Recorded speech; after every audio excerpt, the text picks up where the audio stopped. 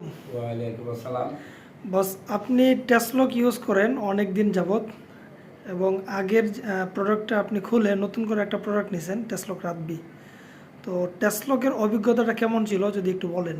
অভিজ্ঞতা খুবই ভালো। আসলে আমি ব্যবহার করে খুব মজা পাইতেছি এবং চুরের হাত থেকে আমার মোটরসাইকেল একবার আমি বাঁচাইতে পারছি। এইটা 4 বছর আগে কিনছি, 4 বছর আমি চালাইতে পারছি, কিন্তু এখন এটা একটু ডিস্টার্ব দিচ্ছে এবং কয়েকবারে আসছি ঠিক করে দিছে, এখন আর চলে না, কারণ লং সার্ভিস এবং বৃষ্টিতে দিচ্ছে। এই জন্য নতুন আমি আবার একটা এই নিলাম। এটা আমি সার্ভিস ভালো পাচ্ছি বলেই আমি এটা নিতে আসছি। আর এখানে আমার এরা সবসময় ভালো সার্ভিস করে। আপনি বললেন যে আপনার গাড়িটা একবার বাঁচাইছে, কিরকম ঘটনাটা যদি আমি একটু বলেন। চাবি রেখে গেছিলাম আমি প্রায় 3 তলায়। ওকে। 3 তলায় আমি 3 ঘন্টা 3.5 ঘন্টা মিটিং করছি।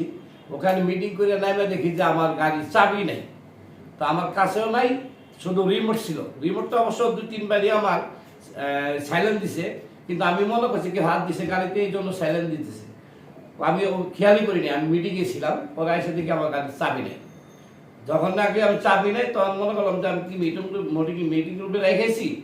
পরে আবার যাই দেখি যে না, মিটিং রুমে রাখি নেই।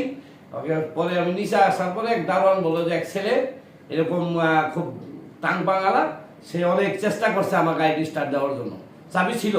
তারপর চাবি দিয়ে সে মোটর সাইকেলটা স্টার্ট দিতে পারে, পরে চাবি নিয়ে সে চলে গেছে। পরে যখন নাকি আমি জানতে পারলাম, পরে আমি বললাম যে কোথায় থাকে, পাশেই থাকে। পরে উনি ডাক জানছে, পরে আমার চাবিটা দেওয়া বলে আমি চাবি রেখে গেছে। তো মনে মনে চিন্তা করলাম, আমি চাবি রেখে গেছি, যদি স্টার্ট দিতে পারতো তাহলে তো আমার মোটর সাইকেল নিয়ে যেত। তো এই থেকে আমি পাচ্ছি, এই জন্যই আমি এই গতকালকে আমার রিমোটের সমস্যা দিছে, এই জন্য আজকে আমি চেঞ্জ করলাম। কারণ এইটা অনেক টাকার গাড়ি, যদি চুরে নিয়ে যায় তাইলে হয়তো আমার অনেক সাফার করতে হবে। জি, এই জন্য আমি আজকেই চলে আসছি। Thank you. আসসালামু আলাইকুম। ওয়ালাইকুম আসসালাম।